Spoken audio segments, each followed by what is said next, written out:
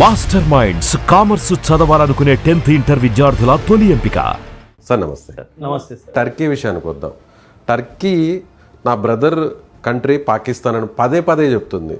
మనం ఇదే టర్కీలో భూకంపం వస్తే 100 కోట్ల రూపాయల సామాగ్రిని పంపించాం, సిస్టమ్ పంపించాం, ఇక్కడి నుంచి ఒక టీంని పంపించాం.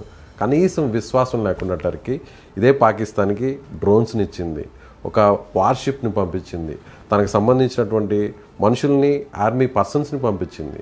ఏం చేయాలి టర్కీని మనం? బాయ్కాట్ టర్కీ అని ఒక క్యాంపెయిన్ నడుస్తుంది సార్. మనం అందరం ఖచ్చితంగా దాన్ని సపోర్ట్ చేయాలి. టర్కీ సంబంధించిన ఏ బిజినెస్ ఇండియాలో జరగడానికి వీలేదు. అండ్ టర్కీకి మనం ఇండియన్స్ యాజ్ ఎ టూరిస్ట్ వెళ్ళకూడదు sir. Turkey is earning lot of revenue from Indians who are going to Turkey for vacations. So అది మనం ఖచ్చితంగా ఆపేయాలి సార్.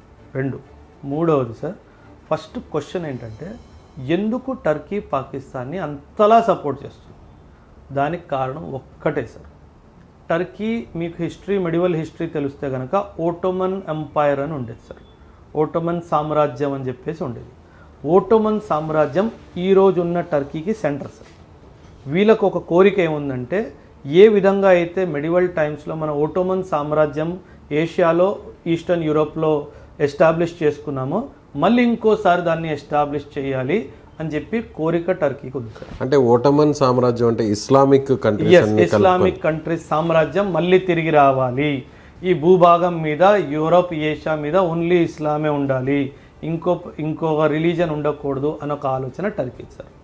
మీరు గమనిస్తే కనుక Pakistan is the only Islamic country in the world that has nuclear weapons. So టర్కీకి in future ఈ nuclear weapons అవసరం పడవచ్చు. సో వీడికి పాకిస్తాన్తో ఫ్యూచర్లో అవసరము రావచ్చు కాబట్టే వీడికి పాకిస్తాన్ మీద ప్రేమ ఉంది. అదర్వైజ్ టర్కీకి నయా పైసా కూడా పాకిస్తాన్ మీద ప్రేమ లేదు. ఇంకో విషయం చెప్తాను. The entire middle eastern countries do not consider Asian Muslims as pure Muslims. అసలు వాళ్ళు పాకిస్తాన్ కానీ, ఇండియా కానీ, ఇక్కడ ఉన్న ముస్లిమ్స్ని కానీ అసలు మీరు ప్యూర్ ముస్లిమ్సే కాదు. ఎందుకలా? They say you are all converted. Pure Muslims మేము మిడిల్ ఈస్టర్న్ కంట్రీస్, మా వాళ్ళు అక్కడికి వచ్చారు, మీ మీద రాజ్యం చేశారు కాబట్టి మీరు అయ్యారు. They use a word sir ఈరోజు కూడా, ముహాజిర్ అంటే you are a converted, you are not pure Islamic people. అలాంటి వాడు కూడా పాకిస్తాన్ సపోర్ట్ చేస్తున్నాడంటే నీ దగ్గర న్యూక్లియర్ వెపన్ ఉంది కాబట్టే. ఈ విషయం పాకిస్తాన్ కూడా తెలుసు సార్. ఈరోజు బ్రదర్ గిరిధర్ అని మాట్లాడుతున్నాడు తప్పితే అది లోపల నుంచి వచ్చిన వాయిస్ కాదు సార్, వాడు అవసరాన్ని బట్టి వచ్చిన వాయిస్ అంతే. టర్కీకి పాకిస్తాన్తో ఎటువంటి ప్రేమ లేదు. నేను ఇంకో విషయం చెప్తాను మీకు. పాకిస్తాన్కి పిఓకేలో ఉన్న ముస్లిమ్స్తో ఎటువంటి ప్రేమ లేదు. పాకిస్తాన్కి పిఓకే కావాలి. పిఓకేలో ఉన్న ముస్లిమ్స్కి వాళ్ళకి సంబంధం లేదు. పాకిస్తాన్కి చైనాకి డైరెక్ట్ ల్యాండ్ రూట్ రావాలి అంటే వాళ్ళ దగ్గర పిఓకే ఉండాలి. అందుకే వాళ్ళకి ఇంట్రెస్ట్ ఉంది. పాకిస్తాన్కి ఇండియాలో ముస్లిమ్స్తో కానీ, పిఓకేలో ఉన్న ముస్లిమ్స్తో కానీ ఎటువంటి ప్రేమ భావం జీరో కాదు, మైనస్ కూడా లేదు. ఇది మనం అందరం అర్థం చేసుకోవాలి. సో ఇక్కడున్న ముస్లిమ్స్లో కూడా ఒక తెగింపు వచ్చింది అనుకోవచ్చా? 100% సార్. పహల్గామ్ జరిగిందే మన కంట్రీలో కమ్యూనల్ వైలెన్స్ తీసుకురావాలి, మత భేదాలు పుట్టించాలి అన్న ఉద్దేశంతో. ఇది 22 ఏప్రిల్ రోజు జరిగిన సంఘటన పహల్గామ్ ఇన్సిడెంట్. ఆ రోజు ఈ రోజు ఒక్క ఇన్సిడెంట్ అయినా జరిగిందా సార్? లేదు. అంటే this is the beauty of my country. నువ్వు నన్ను ఎక్కడైతే డిస్టర్బ్ చేయాలనుకుంటున్నావో అది నువ్వు సాధించలేవు. ఇది ఈ మెసేజ్ మనం వరల్డ్ సార్. మన country is such a fantastic country, unity in diversity. మీరు హిందూ, నేను సిక్, ఇంటర్వ్యూ తీసుకున్నారు కదా. మనం ఏమన్నా రిలీజియన్ చూసుకున్నామా? లేదు.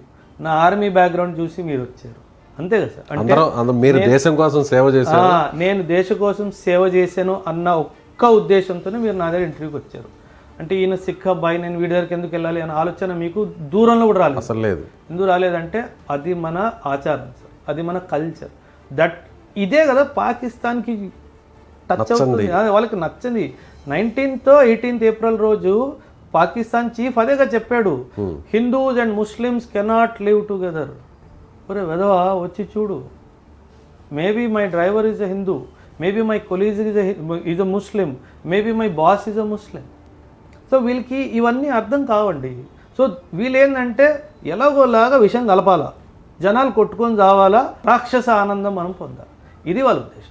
ఇప్పుడు సింధు జలాల ఒప్పందాన్ని తిరిగి మళ్ళీ దాన్ని పునఃసమీక్షించే అవకాశం లేదంటారా? మళ్ళీ ఇక వాటర్ ఇచ్చే పరిస్థితి లేదంటారా పాకిస్తాన్? 100% లేదు, 100% ఇవ్వకు. Already Punjab, Chandigarh, Haryana, Uttarakhand water deficit స్టేట్స్గా డిక్లేర్ అయిపోయాయి. పంజాబ్లో అండర్ గ్రౌండ్ వాటర్ 1 కిలోమీటర్ కిందికి వెళ్ళిపోయింది. ఇదే టైము మన స్టేట్స్కి వాటర్ అందించాలా, వాళ్ళకి ఎందుకు ఇవ్వాలి సార్ మనము? పోనీ వాళ్ళు మంచిగా ఉన్నారంటే ఇచ్చామంటే అర్థం ఉంది. 1960 నుంచి 2025 65 సంవత్సరాలు సార్ 81% వాళ్ళకి ఇచ్చాం సార్, 20% మన దగ్గర ఉంచుకున్నాము. అండ్ మనం ఇంతలా వాళ్ళ గురించి ఆలోచిస్తుంటే ఇదే వాళ్ళు తిరిగి మనకు చేసేది. ఇప్పుడైనా బుద్ధి చెప్పాలి కదా సార్, ఇప్పుడు చెప్పతే ఇంకెప్పుడు చెప్తాం? అది ఖచ్చితంగా వాళ్ళకి దెబ్బ కొట్టాల్సింది సార్.